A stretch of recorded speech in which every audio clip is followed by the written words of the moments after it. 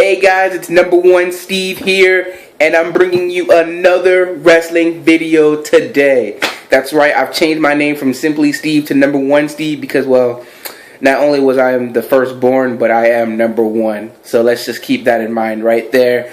But today, yeah, I'll keep with number one Steve for a while to see how it turns out. And if it doesn't work out, then I'll go back to Simply Steve. But for right now, you know me as number one Steve because I'm number one, baby, number one.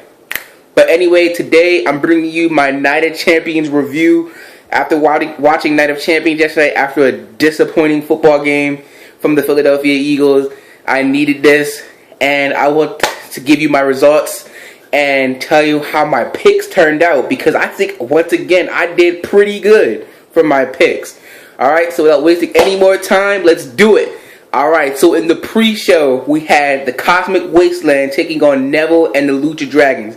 Again, I said that this could be a good six-man tag team match because I've heard a lot about how I think the Cosmic Wasteland can work to help the Ascension, and I personally think that Neville and the Lucha Dragons fit together because they're all three of them are high flyers, right? Well, my prediction was that the Cosmic Wasteland would win, and my prediction came true. They won, and I was like, yes, I started off 1-0 right now. Called it down the middle, pretty good. Well, I didn't see the match, I missed it. Like I said, because I was too busy being disappointed by the Philadelphia Eagles because of stinking Chip Kelly. But that's another video for another time. Alright, so the first official match of the night was Kevin Owens taking on Ryback. Again, I kind of missed this one because I had my friend over and we were talking, and by the time he was done, I forgot about Night of Champions. I was like, oh snap, Night of Champions, right? So I pretty much got to the ending part when I saw Kevin Owens poke Ryback in the eye and roll him up for the pin. I was actually shocked that he won. I didn't think they was going to take the title off of Ryback. I mean, I think Ryback's done pretty good with the title. I mean, he is pretty popular with the fans, doing the Feed Me More chants and everything like that. I thought he did pretty good, but you know, we got a new Intercontinental Champion. Not that I'm complaining that it's Kevin Owens. Kevin Owens, he's a good wrestler. He's a good guy, but he puts on amazing matches. It's just shocking that you know, they took the title off of Ryback so soon. Well, I don't want to say soon, but they just took it off him like that. I figured we'd have another match and Kevin Owens win a Hell in a Cell or something like that. But whatever, it's all good. Next, we have my boy Dolph Ziggler taking on Rusev, and Rusev lost. Thank God, my boy Dolph Ziggler, they haven't forgotten about him. Strangely enough, though, his ring attire that he wore last night, it had a picture of Lana on it, and I just think that's kind of weird, especially where it was placed at, but, you know, it's whatever. We don't need to focus on that. We can focus on the match, and the match was pretty good. Like always, Dolph Ziggler puts on one heck of a match. He did pretty good. The match ended... Again, I called this one. I said Dolph Ziggler was going to win because, you know, he's my boy Dolph Ziggler because I love Dolph Ziggler. The match ended with Summer Rae being kicked out because she fell in the ring or whatever like that because she was trying to distract. And she threw her shoe at Rusev. By accident, she may have been thrown at the referee. We don't know. But she threw it at Rusev. It hit Rusev in the face. And Rusev was like, what the heck? And then that's when my boys Dolph Ziggler hit that zigzag. And it was 1, 2, 3 over. I have another breaking breaking news video dealing with Lana and Rusev, so look forward to that sometime down the road. Alright, so then we had the New Day taking on the Dudley Boys, and as always, New Day rocks. They're all funny, but Xavier Woods, man, what was up with that hair, with the red dye, the three thing, man, that was crazy stupid. I was just like, what the heck is wrong with him? But you know, it's all part of the little thing, and we all enjoy it, so it's all good. I called this one. I said that the Dudley Boys wouldn't win. I said it'd probably be by disqualification, which I was right about. Judging by the fact that they had tables involved at the end, we may be getting a tables match at Hell in a Cell. But I was thinking more like they could save that for TLC when Dudley Boys should win. But if they're gonna go with the titles next pay-per-view, I'm fine with that. Kind of. As long as people still say, New Day rocks. New Day rocks. Because the New Day does rock. Alright, so then we get to Charlotte versus Nikki for the Divas title. I will admit, I'll be a man here. People last night were cheering for Charlotte. They were involved in the match. And I'll be a man enough and say that the match was pretty good. Obviously, the whole Hero getting injured early on in the match and the heel taking advantage of that. Even if you're a face or a heel, if your opponent has an injury or is injured, you go for that because it would be smart on you. Anyway, Charlotte like pulled her leg or something like that when she like jumped off the rope or something like that, and Nikki was basically going after her leg all night so she couldn't do the figure 8. Everyone was cheering for Charlotte. They was going for her. Still don't think Nikki Bella deserved to break AJ Lee's record. When someone asked Paige, did they think it was a shot at AJ Lee or CM Punk, she was like, nah, don't put me involved in this at all. I don't want to be involved in this. Keep me out of it. Which I guess is kind of smart if you really think about it. You don't want to be involved and put in bad places like that. So it's kind of smart on her part not to try and be involved. But I do know Big E. Big E was not happy. You know, that's his friend right there. You know, I'm with you, Big E. I don't think Nikki deserved to break Charlotte's AJ's record either. But what's done is done. We can't change the past unless you can build a time machine. Whatever. Alright, so then we had the Wyatt family taking on Dean Ambrose, Roman Reigns, and their mystery partner. I heard a lot of things over the past couple of days, and I thought it was going to be Daniel Bryan. I mean, again, he was cleared by his doctors to he can compete again, but the WWE is trying to play it safe, and they're trying to come back, trying to bring him back at the right opportune moment. That would have been a right opportune moment. Not that I'm saying I didn't want Chris Jericho, because, you know, we haven't seen Chris Jericho on Raw or pay-per-view in a while. It's just that, you know, I think, and they were chanting for him, don't get me wrong, but I think Daniel Bryan would have got a little bit bigger pop, because, you know, he's Daniel Bryan. Everyone would have been like, yes, yes, yes, yes, yes. But, you know, so Chris Jericho was in the ring. You know, they had Braun Strowman down. Roman Reigns hit that Superman punch with a spear, and he most likely would have gone for another spear, I would think.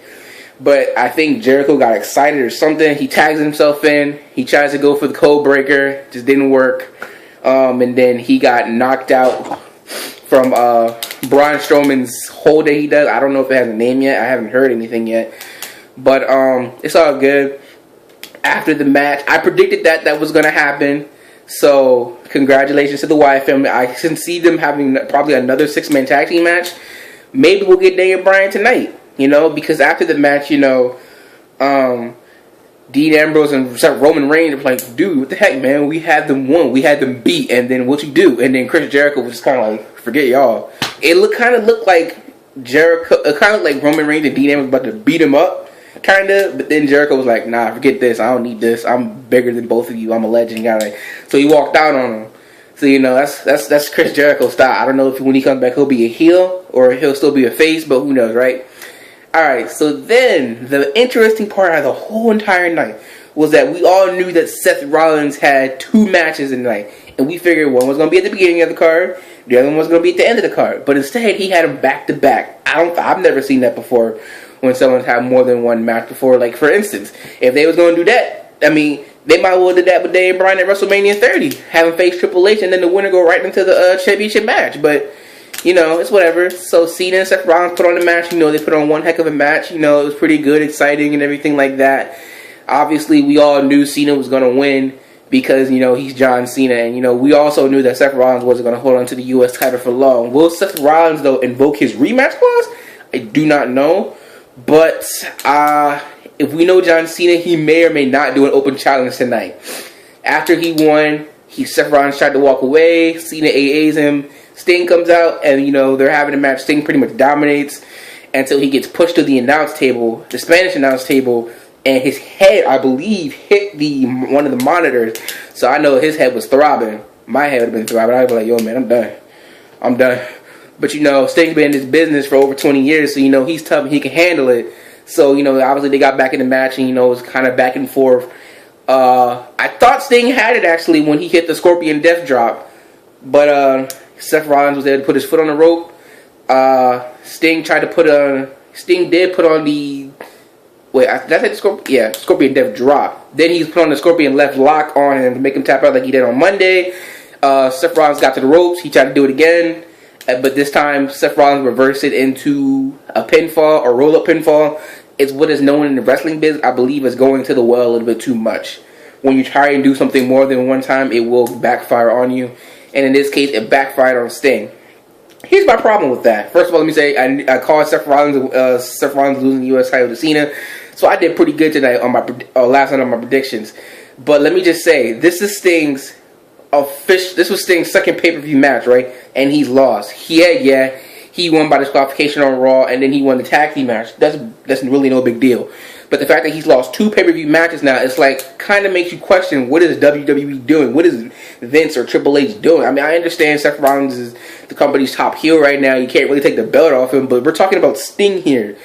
I think people would have been fine with Sting winning the title and then Sheamus coming out to cash in Money in the Bank. He would have been fine with that because he would have already won the title.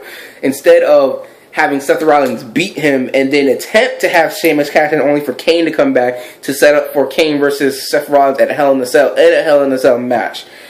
No one wants to see that. We all knew out of all times for Kane to come back, he comes back now. Like, really? To face Seth Rollins? We thought he was going to come back to help his brother out against Brock, but he comes back to get revenge on Seth. We all know he's not going to beat Seth. And if he beats Seth, how can you have Kane beat Seth Rollins instead of Sting? That doesn't make any sense whatsoever. But you know what? I don't know what they'd be thinking. I really don't.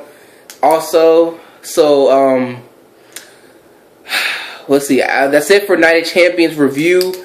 Out of the whole pay-per-view, I'm going to give it a C plus B minus. And I say that because my boy Ziggler won, because New Day is still the tag champs, because the Wyatt family match was pretty good, but mostly because Sting lost. Again, I would have been fine with Sting winning the title and then Sheamus coming to cash in the Money in the Bank. I'd have been fine with that. But the WWE wants to keep the title on Ron, which is understandable because he is the top heel, which is understandable. But again, we're talking about Sting here, the franchise, the vigilante, the face of WCW. I understand he's from your rival company, but you have to remember, you also brought in Eric Bischoff. So, I mean, and he had a pretty good run as the GM. So, I mean, if he can have a pretty good run, why can't Sting have a good run? I'm just saying. I mean, he's lost to Triple H, came back, had a title match, lost to Seth Rollins. He's losing credibility, in my opinion. You can't have this guy come in and be a legend, and as big of a legend as he is, and after all these years, he wants to finally decide to sign with the company, and then we're going to have him lose. Yeah, and then we'll have him win his last match. That's pretty good. No, that's not good. That's not what's best for business. What's best for business is for Sting to get that 1, 2, 3, or to get that tap out. Not for Sting to be losing pay-per-view matches like that. Come on, man. That ain't right. But that's been my pay-per-view review today. I already mentioned that I have a breaking news video on Lana and Rusev. Expecting another one for Brock Lesnar, and then another one from The Undertaker. I had made one for The Undertaker breaking news, but I accidentally deleted it before I could upload it, so I'll have to redo that video again. But this has been my video for today. I'm happy to say, though, even though I didn't get a lot of views last week from the videos I posted, I got 2 new subscribers, so I am happy about that. I got my first comment, which I'm happy about that. So let's just keep them coming, people. Again, I know you all know I'm using my phone, but once I get like a tablet or a better laptop or something like that, I will be putting videos and my own interest theme and everything like that, because why not? It just makes the video better. But until next time, please remember to rate, comment, and subscribe. And remember, I just sound like Kwame again, man. Oh God, I came up with my own ending theme and my own ending catchphrase and everything. Whew. Just, I'm all new to this. I'm by myself, at least. I'm trying to figure this all out. But yeah, this is Steve. This is number 1 Steve signing off. And if you're not down with that, then I've just got 2 words for you. Peace out.